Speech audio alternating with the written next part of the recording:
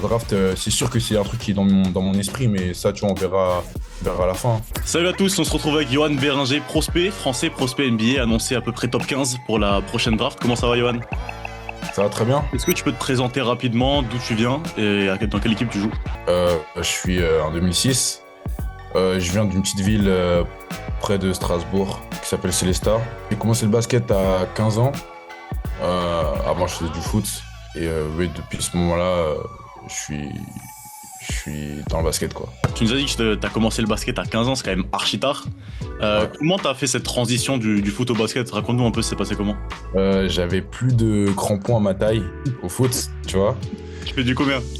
Là, je fais du 50 et demi. Ok. C'est-à-dire, j'avais plus de crampons à ma taille. Et tu vois, il fallait que je trouve un sport avec un ami à moi. D'ailleurs, il est à côté de moi. Avec lui, du coup, on a commencé à aller sur le playground en été. Et puis ça s'est fait comme ça. Et après, on est allé plusieurs fois, on est re-allé. Et c'est comme ça que j'ai commencé avec le basket. Ah, donc c'est un peu, ça s'est fait avec lui, quoi. C'est lui qui t'a mis dans le basket. Ouais, c'est ça, on y allait tous les deux. Ah, tu l'en dois une. C'était quoi ton rapport avec ce sport? Mon rapport au début, c'était catastrophique. Mon premier entraînement j'ai intégré pour ma première licence de basket, premier entraînement, tu vois, je savais pas qu'on pouvait pas claquer les arceaux pour contrer. C'est-à-dire, il y a un gars, il a tiré, et moi, pour contrer, j'ai tiré l'arceau, tu vois. Et après, il m'expliquait que bon, j'avais pas le droit et tout, mais... On m'a susurré à l'oreille que ton premier entraînement, tu l'aurais fait avec des poussins. C'est vrai ou pas? Oh là là. À l'âge de 15 ouais, ans. en vrai, c'était avec les poussins. À ce moment-là, je faisais 2 mètres 3 à peu près. Ouais. Ça fait un sacré poussin quand même. Au début, ils m'ont mis avec les poussins, tu sais, pour apprendre tout ce qui est basique déjà, parce que je connaissais vraiment rien de rien. Ouais. Donc ouais, en vrai, ça a l'air pas grand-chose, mais franchement, ça m'a aidé, tu vois, histoire d'apprendre même les règles, tu vois, et tout. Genre, c'était nécessaire pour moi. Ça s'est passé comment ton premier match officiel? Est-ce que tu t'en rappelles? Et est-ce que t'étais un peu perdu sur le terrain? Mon premier match officiel, je me rappelle très bien. C'était en départemental 1. J'étais perdu, j'ai fait plein d'erreurs. Les 3 secondes, je connaissais pas, les règles des 3 secondes. Même un truc bête, tu vois, au moment sur les touches, il y avait plein de fois quand je faisais les touches, mon pied dépassait la ligne, c'est-à-dire l'adversaire. Tu faisais comme au foot en fait. Ouais, c'est ça. Non, mais en vrai, c'était catastrophique. T'as mis du temps un peu à t'adapter, à réussir à être à l'aise sur le terrain? Ouais, j'ai pris du temps, hein. J'ai pris grave du temps. Quand je suis arrivé dans mon club Saint-Joseph, déjà, mon objectif, ça a tout de suite été d'intégrer la régionale. Okay. Ça veut dire, je me suis entraîné et tout, et c'est vrai que c'était assez dur, parce que même en départemental 1, tu vois, je dominais pas, tu vois. Puis, de match en match, tu vois, ça s'est fait comme ça. C'est quoi qui t'a fait vraiment passer un cap? Est-ce que t'as eu un coach vraiment qui t'a beaucoup aidé? Est-ce que c'est aller jouer tout seul par toi-même et comprendre des choses? C'est quoi qui t'a vraiment aidé à passer ce cap-là?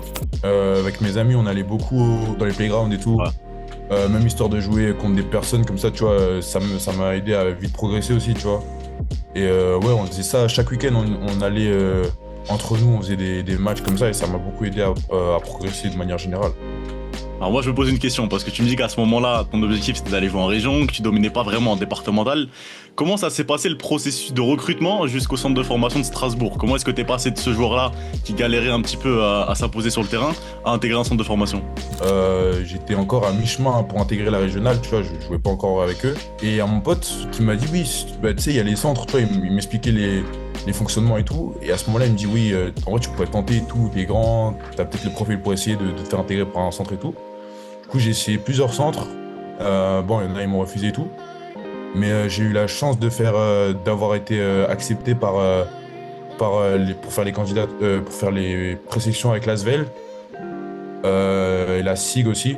Je pense que la SIG, ils ont vu un certain potentiel en moi et ils m'ont pris. Première expérience en centre de formation. Toi qui sortais d'un contexte plus régional, départemental, ça a dû être un big changement quand même. Ouais, franchement, c'était chaud. Hein.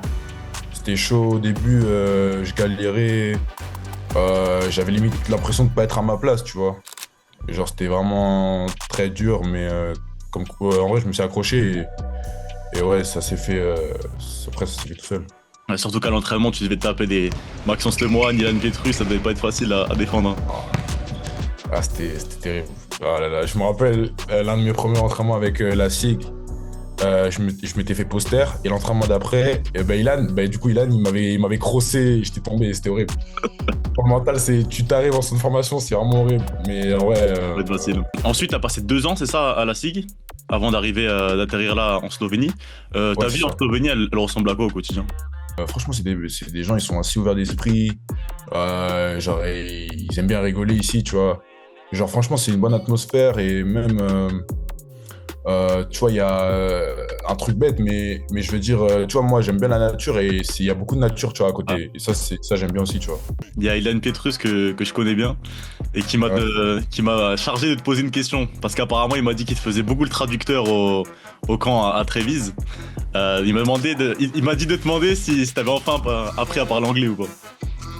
Bien sûr, mais ouais, ouais. En vrai, franchement, maintenant, je me débrouille. Avant j'avoue, j'étais pas exceptionnel, mais ouais, là, maintenant, je me débrouille. Franchement, je suis assez fluide. Ah, je t'ai dit, c'est moi qui commentais hier, hein. J'ai entendu à la mi-temps, hein. It was hard, you know. We need to play like more hard and more physical, you know. Je suis assez fluide. Ça s'est passé comment cette décision de partir à l'étranger? Elle s'est fait avec le temps un peu, parce que, en gros, j'avais fait, pendant la saison, je me suis blessé. Pendant que j'étais blessé, j'étais venu ici, tu vois, faire des tests. En même temps, j'ai fait des petits, tu vois, un petit entraînement avec eux et tout. Et ils m'ont vu et ils m'ont proposé de venir l'année prochaine et tout. Et tu vois, ensuite, ils ont commencé à me parler de ce qu'ils pourraient mettre en place pour moi, comment ça se passerait et tout. Et franchement, ça m'a plu directement. Bon, après, la décision a été longue à prendre, mais Ah. au final, ouais, ça s'est fait comme ça. Bon écran, Béranger qui est trouvé à l'intérieur, et moi aussi, le premier dunk du prospect français. Ce sera même un one. Béranger, impossible de le stopper.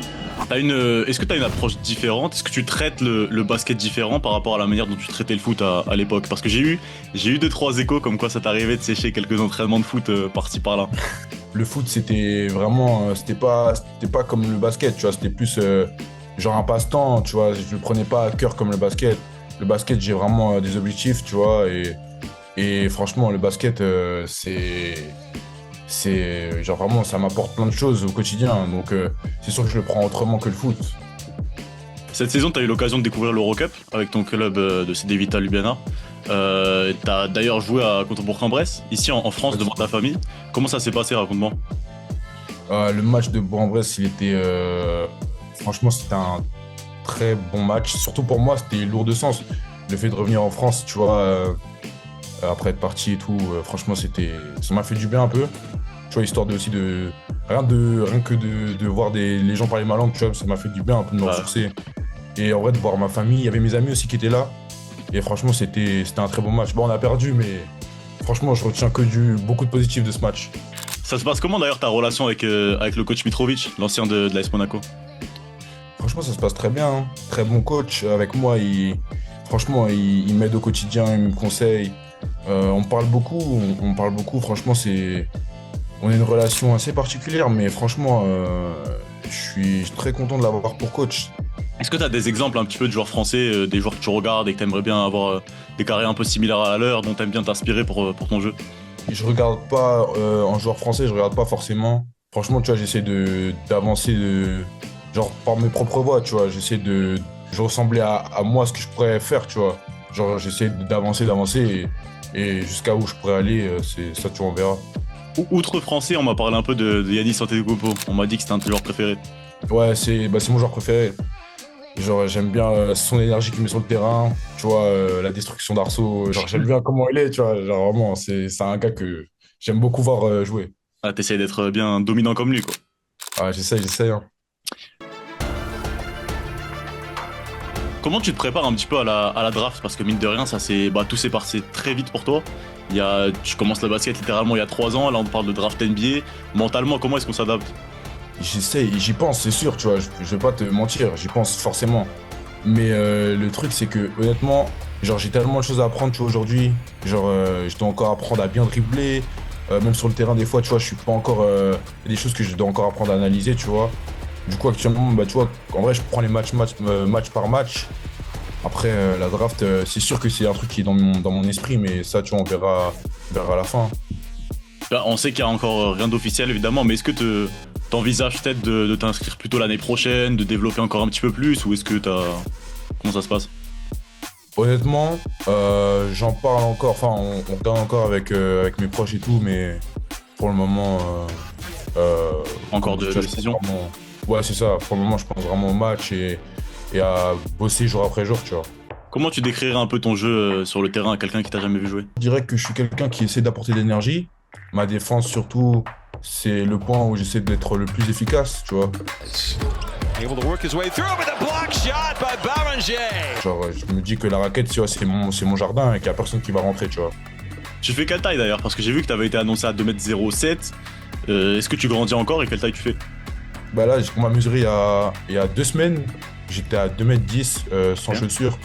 Est-ce que par rapport à la NBA, est-ce que t'as vu un petit peu les équipes? Est-ce que t'as des contacts avec des clubs là-bas? Non, personnellement, j'ai pas de contact. Maintenant, mon agent, forcément, tu vois, il parle avec différentes personnes, mais moi, je sais rien de tout ça, tu vois. Non, l'objectif c'est la NBA toi personnellement? Ouais, en vrai, mon objectif, c'est déjà outre la NBA, c'est d'aller le plus haut possible, tu vois. Genre, c'est vraiment d'atteindre le niveau max que je peux atteindre et surtout d'être là où, à l'endroit où je pourrais le mieux me développer, tu vois. Pour moi, c'est le plus important. Essaye de voir plus court terme et de pas trop te projeter, ou est-ce que t'as quand même 2-3 envies on parle de JO 2028, de choses comme ça, est-ce que c'est quand même dans un coin de ta tête? En vrai, on y est loin encore, mais ouais, tu vois, je pense à ça, c'est sûr. Tu vois, je pense un peu à tout. Genre, comme dit, tu vois, moi, je me fixe pas de limite. Genre, je me dis que ça se trouve, je pourrais y aller.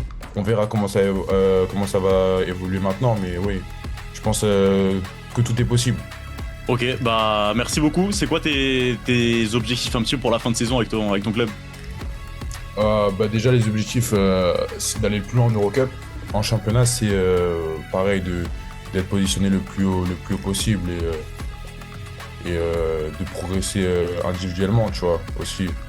Et bah c'est tout ce qu'on te souhaite. En tout cas, Johan, merci beaucoup pour ton temps et pour avoir été avec nous. On te souhaite bon Merci courage beaucoup. pour la fin de saison et pour la suite. Ciao, ciao. Merci beaucoup. Ciao.